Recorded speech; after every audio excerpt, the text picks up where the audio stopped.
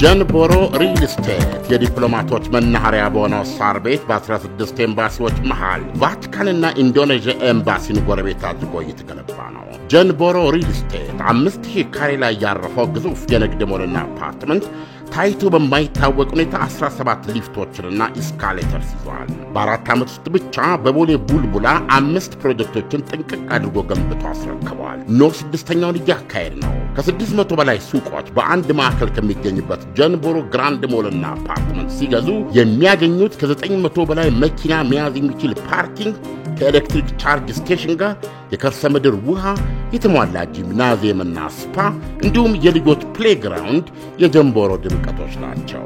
ሁሉም እንደ አቅሙ እንዲነግድ በማሰብ ከ430 ሺህ ብር ቅድመ ክፍያ ጀምሮ የንግድ ሱቆችን እንደዚሁም ባለ 2ና ባለ 3 መኝታ ቅንጡ አፓርትመንቶችን ከ1 ሚሊዮን 250 ሺህ ብር ቅድመ ክፍያ ጀምሮ እኛ ጋር ያገኛሉ። ለተጨማሪ መረጃ 0990 27 27 33 ይደውሉ ወይም በዋትስአፕ ያናግሩን። ጀንቦሮ ሪል ስቴት በጊዜ ግቡ። ይህ አዋዜ ሰበር ነው። አሜሪካ የቻይና የኤሌክትሮኒክስ ምርቶች ከአጸፌታ ታሪፎች ነፃ እንዲሆኑ ማድረጓን ቻይና የፕሬዝደንት ዶናልድ ትራምፕ የተሳሳተ ልምድን ከማድረቅ አኳያም የተወሰደ ትንሽ እርምጃ ስትል ተቀበለችው። ትራምፕ ቻይና ላይ 145 ታሪፍ ነው የቆለሉባት። በመልስ ምትም ቻይና 125 በመቶ ታሪፍ ቆልላባቸዋለች። የቻይና ንግድ ሚኒስቴር ቃል አቀባይ ቻይና የኤሌክትሮኒክስ ምርቶቿን ከከፋ ማዕቀብ ነፃ መሆናቸው የሚኖረውን አንድምታ እየገመገመች ነው ብለዋል። አሜሪካ ከታሪፍ ነፃ ያደረገቻቸው የቻይና ምርቶች ስማርትፎንስ፣ ኮምፒውተሮችና ሌሎች የኤሌክትሮኒክስ ዕቃዎች ናቸው። ይሁንና የአሜሪካ ንግድ ሚኒስትር ሃዋርድ ሉትኒክ በዛሬው ዕለት ለኤቢሲ ቴሌቪዥን በሰጡት መግለጫ ስማርትፎን፣ ኮምፒውተሮችና ሌሎች የኤሌክትሮኒክስ ዕቃዎች ከሰሚ ኮንዳክተርስ ጋር በወር ወይም ከዚያ ባለፈ ጊዜ ውስጥ የተለየ ታሪፍ ይጣልባቸዋል ብለዋል። ቤጂንግ በመግለጫዋ ዋሽንግተንን የአጸፌታ ታሪፎችን ሙሉ በሙሉ ሰርዢ ስትል ጥሪ አድርጋለች። አሜሪካ ስህተቶቿን ለማረም የአጸፌታ ታሪፍ የምትለውን የተሳሳተ ድርጊት ሙሉ በሙሉ እንድትሰርዝና ወደ ጋራ መከባበር ትክክለኛው መንገድ እንድትመለስ እናሳስባለን ብለዋል የቻይና ንግድ ሚኒስቴር። የትራምፕ አስተዳደር ከቻይና የሚገቡ ከፍተኛ መጠን ያላቸውን የኤሌክትሮኒክስ ምርቶች ከከበደ የአጸፌታ ታሪፎች ነፃ ያደረገውም አርብ ምሽት ነበረ። እርምጃው እንደ አፕል ለመሳሰሉ ከውጭ ወደ ሀገር ውስጥ በሚገቡ ምርቶች ላይ የሚተማመኑ ኩባንያዎችን በታላቅ ደስታ እየሞላ ነው። የቻይና 125 የአጸፌታ ታሪፍ ተግባራዊ መሆን የጀመረው ከቅዳሜ አንስቶ ነው። የሁለቱ ግዙፋን ኢኮኖሚዎች ግጭት ለተራዘመ ጊዜ ቢቀጥል ከነሱ ባለፈም የዓለምን ኢኮኖሚ የበዛ ጣጣ ውስጥ የሚከት ከባድ አውሎ ነፋስ የሚያጭር መሆኑን ተንታኞች ይናገራሉ። የአሜሪካ ኢኮኖሚ ከወዲሁ በዚሁ ፍራቻም በውስጡ የደረሰበት መተራመስ የመንግሥትን ቦንድ የገዙ ኢንቨስተሮች ወይም ባለሀብቶች ገንዘባችን ይሰጠን የሚመለስልን እያሉ መንግሥት ላይ እያመጡ ሲጥሉ ዶላርም ወድቋል።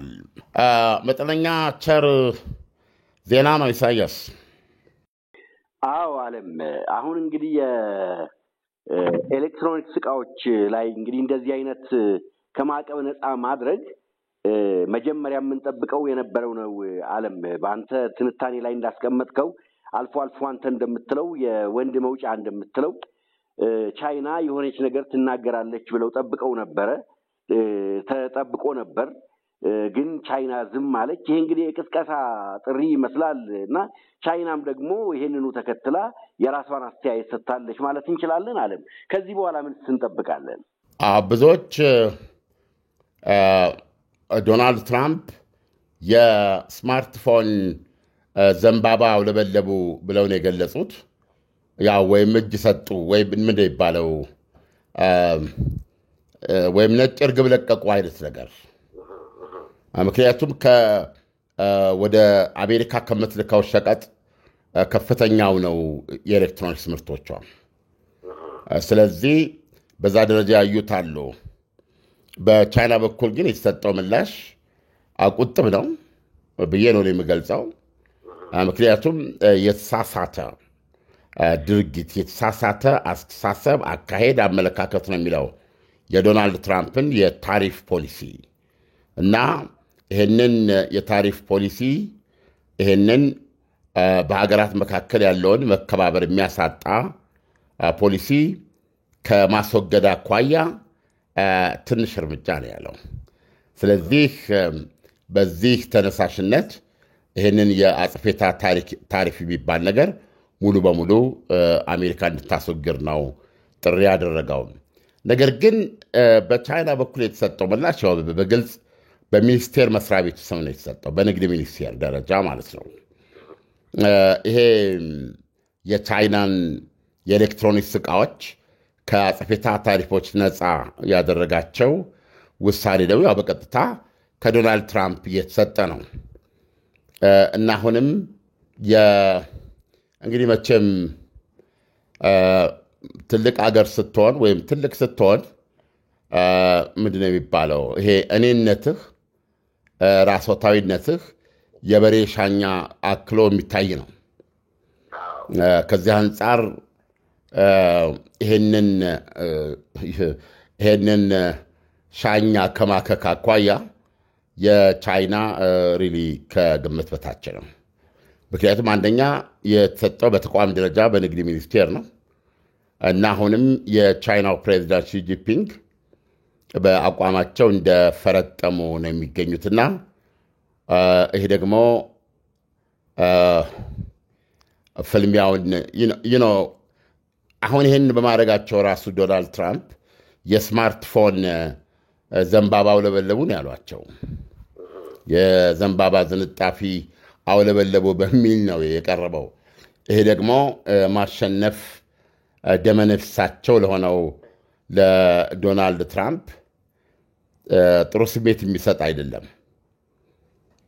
እና ትልቁም ነገር የንግድ ተወካያቸውም በቴሌቪዥን ቀርበው ያሉት በዶናልድ ትራምፕ እና በፕሬዚደንት ሺ መካከል የስልክ ግንኙነት እንዲደረግ እቅድ አልተያዘም ወይም እስካሁን ድረስ እቅድ የለም የሚለው ስትወስደው ብዙም ተስፋ የሚሰጥ ሁኔታ አይደለም።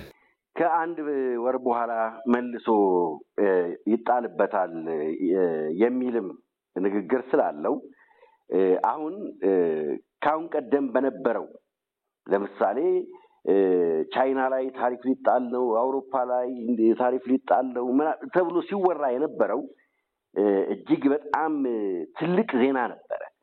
አሁን ለምሳሌ ተነሳ ሲባል በጣም ጥሩ ነው። መቼስ አንተ እንዳልከው የዘንባባ ዝንጣፊ ይዞ እንደማውለብለብ ነው። ግን ቻይና በዛ መልኩ አልተቀበለችውም። ሲቀጥል ደግሞ ከአንድ ወር በኋላ ይጣላል የሚለው እንደ ዜና ከብዶ የሚታይ አይደለም ማለት ነው።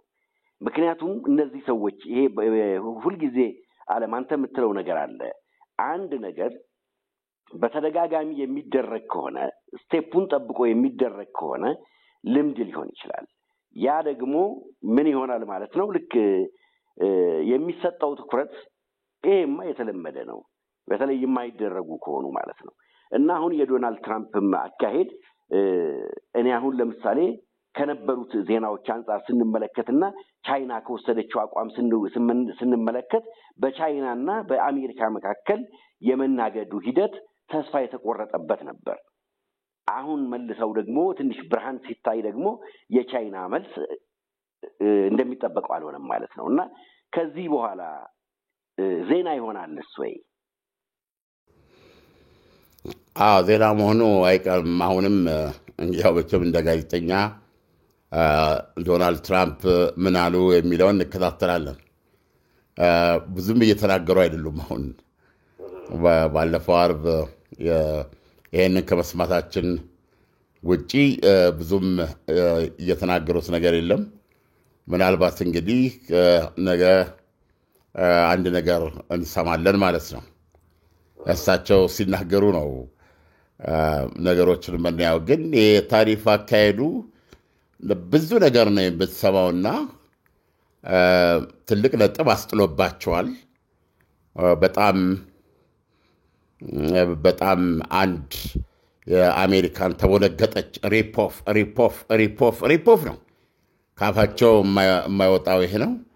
40 ዓመት ሙሉ ወገባቸውን በሰንሰለት ታስረው የአሜሪካንን መቦንገጥ፣ መጋጥ፣ በቁም መበላት አቆማለሁ የሚሉ የፖለቲካ ምንድን ነው የሚባለው የአሜሪካ ታላቅነት ባህታዊ ነበሩ፣ ሰባኪ ነበሩ። በመጨረሻ ወደ ስልጣናቸው እየመጡ እንዳሉ ያንን ማጂክ አሳይተው ነበረ። የሚያዙት ማጂክ ታሪፍ የሚባል ማጂክ ነው። በደንብ ተከታትለው ከሆነ ዋይት ሃውስ ሳይገቡ በፊት አንድ የሰጡት ማስጠንቀቂያም ነበረ። እዚህ ብሪክስ የሚባል ስብስብ ደፍረህ የብሪክስ ሀገራት ገንዘብ ብለህ አትማለሁ ብለህ ብትል በዚህ ረገድ አንዳች ንቅናቄ ያደርጋለሁ የምትብቱ በታሪፍ ነው እዛ ቀንድሼ የምጥል በማለት ነው ያስጠነቀቁት፣ ታስታውሳለህ። ነገር ግን ይሄ ብሪክስ የሚባለው ስብስብ ቁጥሩ ከፍተኛ ነው። አሁን ቢያንስ የአውሮፓ ህብረትን ያክል ሆኗል። የአውሮፓ ህብረት 27 ሀገሮች ናቸው። እነዚህ ያው የፖለቲካም አንድነት ያላቸው መሆናቸው ነው ልዩነቱ። ስለዚህ በብሪክስ ሀገራት የተሰባሰቡ ዋነኞቹ ቁንጮ ሀገሮች ይሄ በአጠቃላይ የሚመሩበትን ወይም በዓለም ላይ ያላቸውን የዲፕሎማሲ አያያዝ እንኳ በማቀናጀት ወደ አንድ ወጥ የራሳቸውን ገንዘብ ሊያዘጋጁ ይችላሉ። ይሄ ደግሞ የዶላርን ሚና በእጅጉ ሊቀንስበት የሚችል ነው። ስለዚህ በአጠቃላይ ታጥቀው የገቡት ጎራዴ ታሪፍ ነው እና በእርግጥም የነጻነት ቀን ብለው በጠሩትና አሁን የስላቅ ምንጭ በሆነው ኤፕሪል 2 የታሪፍ ዕድላቸው የዘለሉት ሀገር ብዙ አይደለም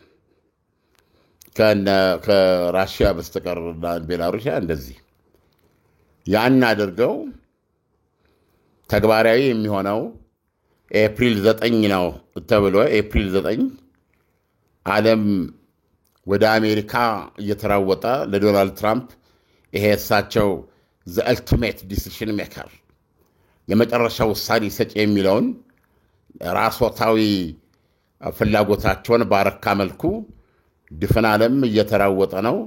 መንገዶች ሁሉ ወደ አሜሪካ ያመራሉ። አይኖች ሁሉ ትራምፕን ይቀላውጣሉ። ታስታውሳለህ። ከዛ በኋላ ግን የአሜሪካ ኢኮኖሚ መቅለጥ ነው የጀመረው።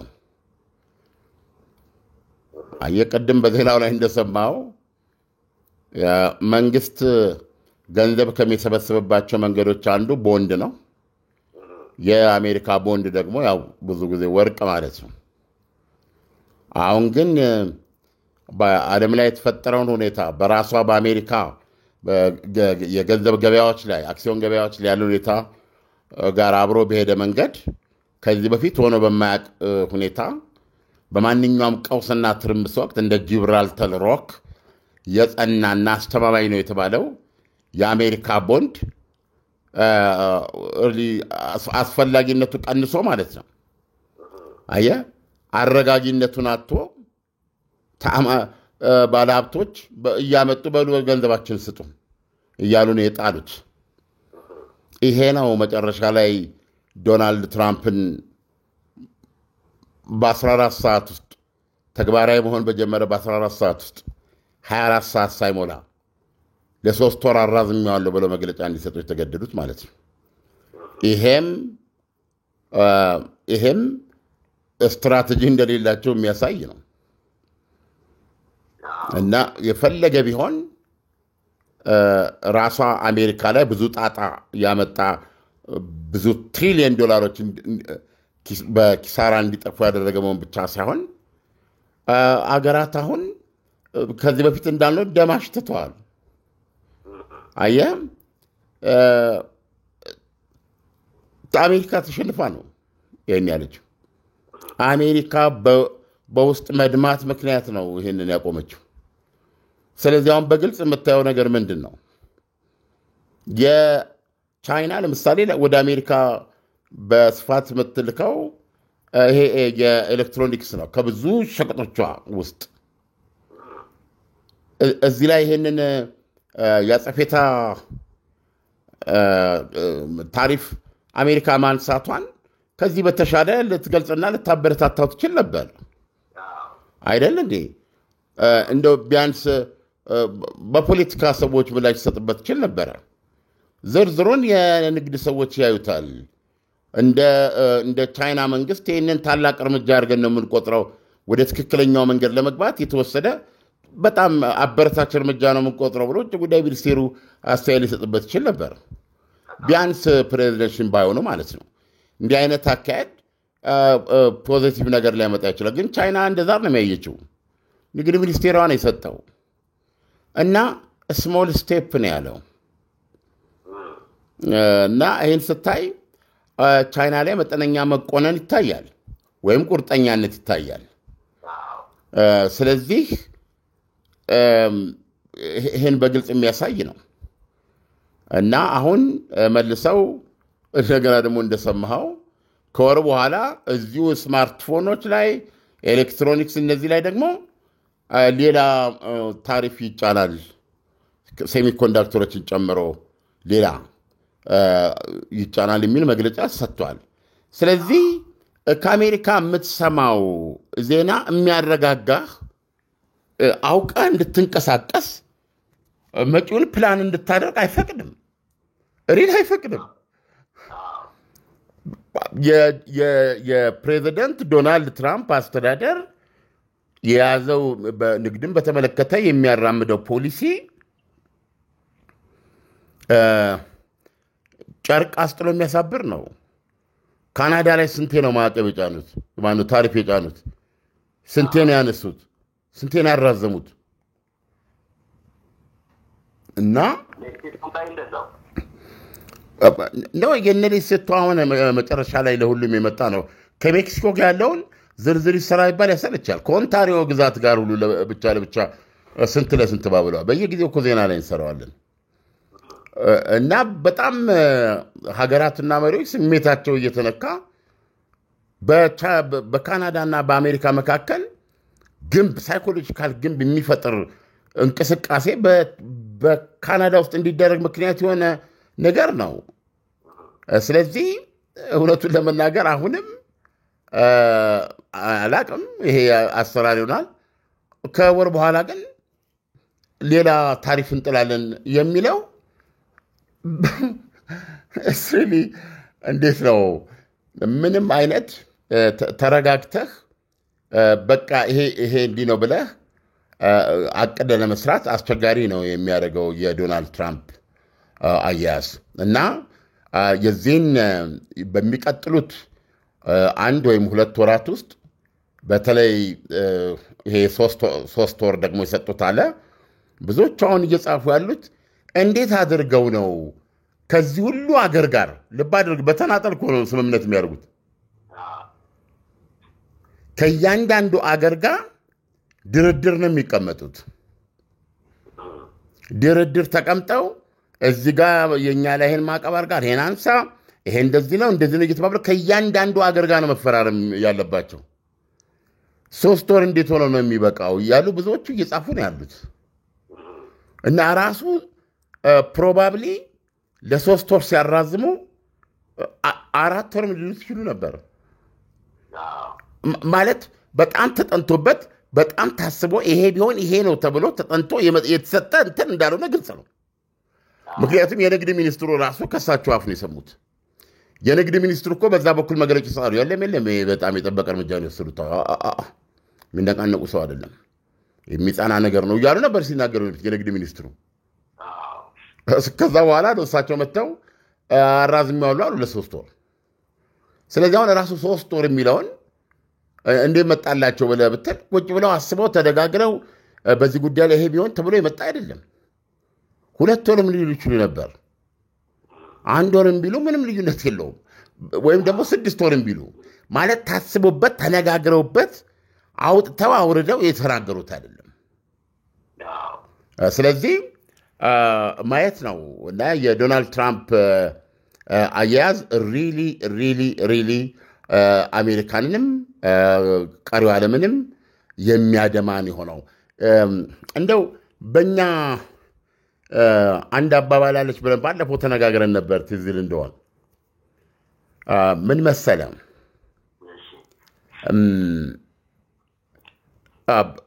የኃይል እና የአቅም ባለቤት መሆን ብቻውን በቂ አይደለም። ሰው ናቂ ነው።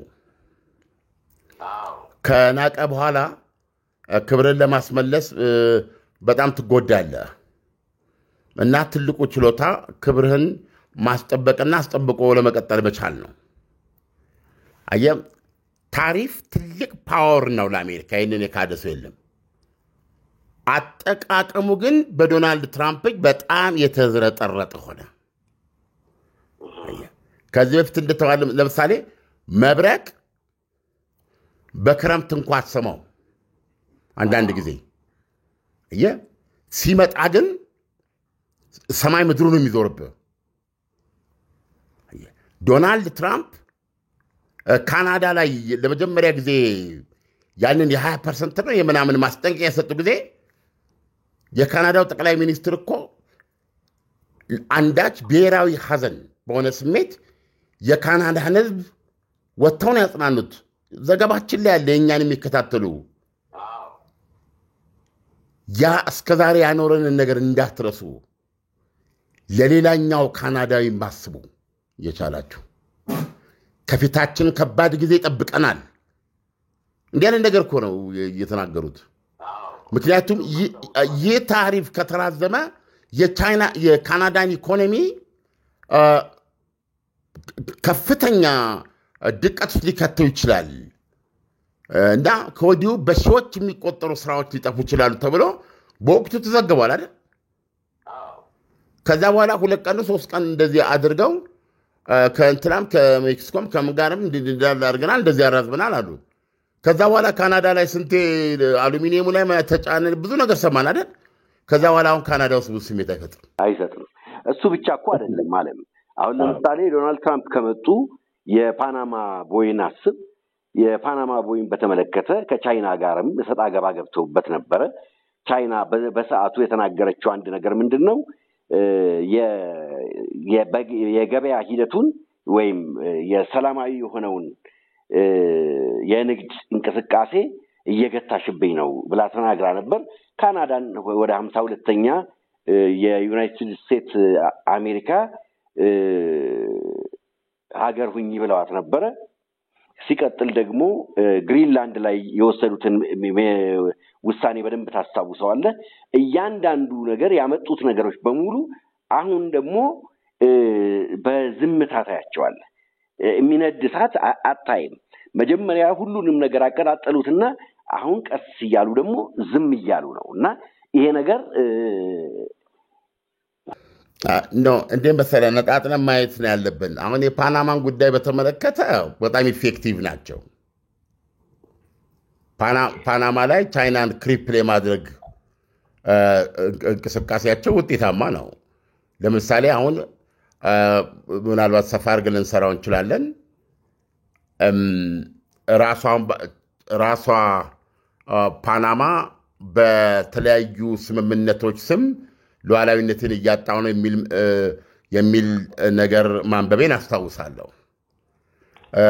የመጀመሪያ የተነሱበት የአሜሪካ የንግድና የጦር መርከቦች የሚተላለፉበት ዋጋ ይቀንስ ነው። በዚህ ረገድ ይሳካላቸው ይመስለኛል። ዘገባውን ይዘን እንቀርባለን አንተ ስላነሳው።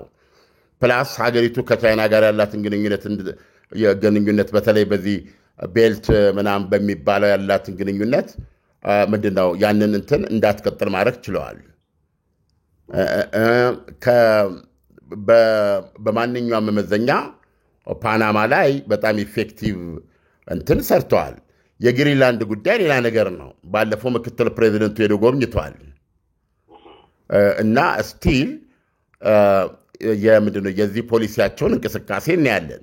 ካናዳን 52ኛ ግዛቴ እናደርጋለን እሱ በሂደት የምናየው ነው ሊሆን ይሄ ነገር ግን ታሪፉን በተመለከተ ግን አሜሪካ ያላትን አቅም አንድ ማሳያ አድርጎ ለማቅረብ ያክል ነው።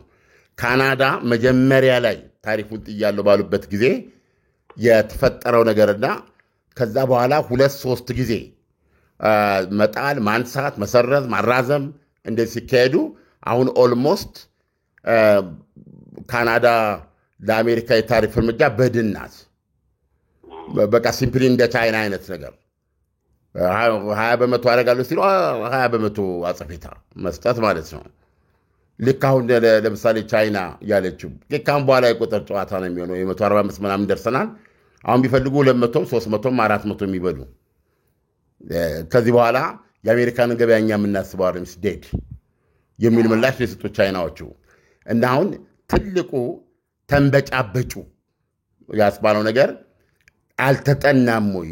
ስትራቴጂ አለው ይሄ ነገር ወይስ ዝም ብለው እየተነሱ በመሰላቸው እሳቸው በመሰላቸው እና በዙሪያቸው ባጠገባቸው ደግሞ ይሄንን ነገር እንዲህ ነው ብሎ የሚያማክር ሰው በዙሪያቸው የለም ወይ የሚል ጥያቄን ያስነሳው እና አሜሪካንን ለትዝብት ነው። አሜሪካ እኮ ደካማ ጎኗ ትልቁ አቅሟ ነው። አሜሪካ ትልቅ ኢኮኖሚ ነችና ታሪፍ ትልቅ አቅሟ ነው። ይሄን አቅም የምታየው እንዴት ዓለም እንዴት እንደተንጠረጠረ አይታል። እሳቸው ራሳቸው 7ኛው ሰማይ ላይ ደርሰው ዓለም ሁሉ መጥቶ እግራችን ስር ልነጠፍ ምን ላድርግ እያሉት በተናገሩ እኮ 14 ሰዓት ባልሞላ ጊዜ ውስጥ ነው ሲያዩ የአሜሪካ ኢኮኖሚ ነው ከውስጥ እየደማ የመጣው። ገብቷል። ራሱ አሜሪካ ነች መምተኛው ነች። በነገራችን ላይ ፖለቲካሊ በጣም እንትናለው። አሁን እኮ 1000 ነገር ነው የሚባለው። ስለዚህ ተንበርክከዋል። አየህ ለአንድ ቀን እንኳ ጥርሳቸውን ነክሰው እንዲቀጥል ለማድረግ ቢሆን ኖሮ ከፍተኛ ኪሳራ ውስጥ ነበር አሜሪካ የምትገባው። ይሄ ማለት መንግስታቸው በራሱ ኢኮኖሚ ውስጥ ነው ታማኝነት እያጣ የመጣው። ስለዚህ ከፍተኛ ያጠቃቀም አለ፣ መሰልቸት ሁሉ አለ አሁን። ስለዚህ አሁን በዚህ ጥላ ውስጥ ናቸው ያሉት። በየትም ቋንቋ ቢያስቀምጡት ይሄ ትልቅ ነጥብ ተቀምጦባቸዋል። ከዚህ ቀጥሎ ምንድን ነው የሚያደርጉት? አሁን አንዱ ለምሳሌ ያየነው ነገር በቻይና በኩል የምታየውን ምንድን ነው የሚባለው አንድም ቀን ይሄ ሁሉ ነገር ሲደረግ ማለት ነው። ይሄ እኮ የታሪፍ ፍልሚያ እኮ በሚሊዮን የሚቆጠር የቻይና ሰራተኛን ከእንጀራ ገበታው ያፈናቅሏል ተብሎ የሚታመን ነው። ቻይናዎች ጉዳት ስለማይደርስባቸው አይደለም። አየህ፣ ስለዚህ የተረዱት ነገር አለ። ምንድነው የተረዱት ነገር ሊሆን የሚችለው? ዶናልድ ትራምፕ የሚሉትን የሚያደርጉ ናቸው ወይስ በየጊዜው ዓለም ስለራሳቸው ብቻ እየተናገረና እየሰማ እንዲኖር ያላቸው የራሳቸው ኢጎ ነው እንደሚያደርጋቸው እና የሚል ጥያቄ አለና ታሪፍ ላይ ይሄ ትልቅ ዱላ ነው። ይሄንም እንዲህ አይነት ፓወር ያለው ሀገር አሜሪካ ብቻ ናት የዓለም ገበያ በመሆኗ። ግን ያንን ፓወር እየተጠቀሙበት ያለው መንገድ በማይጻፍ ነገር የለም። እንደውም አሁን በቅርብ ሲጻፉ ያነበብኳቸው የዛ የቀበሮ ነው የረኛው ነገር እንደዚህ አይነት ነገር እያሉ ማት በሳቸው ላይ ማይጻፍ ነገር የለም እና እቺን አሁን ተደብቋል ተብሎ ነው የሚታሰበው። እንግዲህ መልሰው ሲወጡ የሚሉትን እንሰማለን። ለማንኛውም ግን በዶናልድ ትራምፕ ዘመን እንደ ባህር ዝም ጸጥ ያለ እርጋታ የሰፈነበት ሁኔታ የሚጠበቅ ሰው ካለ እሱ ተላላ ነው በምንም መንገድ ይሁን። ምክንያቱም እሳቸው ማዕበል መጋለብ ደስ ይለኛል ብለዋል በአደባባይ። ስለዚህ ግልቢያውን ጀምረውታል። እሳቸው ሁል ቀን የሆነ ነገር መፍጠር አለባቸው። ስለዚህ አንድ ነገር እየበዛ ሲሄድ አዲሱ ኖርማል በቃ ጭር ሲል አይወዱም። ስለዚህ አንዳንዴ ያው ዞሮ የፓተርን ጉዳይ ነው ሰዎች ቆጥሩና ምን ይላሉ አይ እሱ ልማዱ ነው ወይ ነውጤ የሆነ ሰውዬ የሚል ነገር ይመጣል ፕሮባብሊ ነውጤ የሚባለውን ስም ሊጎናጸፉ ይችላል ዓለም ለትንታኔው አመሰግናለሁ መልካም አዳር ይሁንልህ መልካም አዳር ጀንቦሮ ሪል ስቴት የዲፕሎማቶች መናኸሪያ በሆነው ሳር ቤት በ16 ኤምባሲዎች መሃል ቫቲካንና ኢንዶኔዥያ ኤምባሲን ጎረቤት አድርጎ እየተገነባ ነው። ጀንቦሮ ሪል ስቴት 5000 ካሬ ላይ ያረፈው ግዙፍ የንግድ ሞልና አፓርትመንት ታይቶ በማይታወቅ ሁኔታ 17 ሊፍቶችንና ኢስካሌተርስ ይዟል። በአራት ዓመት ውስጥ ብቻ በቦሌ ቡልቡላ 5 ፕሮጀክቶችን ጥንቅቅ አድርጎ ገንብቶ አስረክበዋል። ኖ 6ኛውን እያካሄድ ነው። ከ600 በላይ ሱቆች በአንድ ማዕከል ከሚገኝበት ጀንቦሮ ግራንድ ሞልና አፓርትመንት ሲገዙ የሚያገኙት ከ900 በላይ መኪና መያዝ የሚችል ፓርኪንግ ከኤሌክትሪክ ቻርጅ ስቴሽን ጋር የከርሰ ምድር ውሃ የተሟላ ጂምናዚየምና ስፓ እንዲሁም የልጆች ፕሌግራውንድ የጀንቦሮ ድምቀቶች ናቸው። ሁሉም እንደ አቅሙ እንዲነግድ በማሰብ ከ430 ሺህ ብር ቅድመ ክፍያ ጀምሮ የንግድ ሱቆችን እንደዚሁም ባለ 2 እና ባለ 3 መኝታ ቅንጡ አፓርትመንቶችን ከ1 ሚሊዮን 250 ሺህ ብር ቅድመ ክፍያ ጀምሮ እኛ ጋር ያገኛሉ። ለተጨማሪ መረጃ 0990 27 27 33 ይደውሉ ወይም በዋትስአፕ ያናግሩን። ጀንቦሮ ሪል ስቴት በጊዜ ግቡ።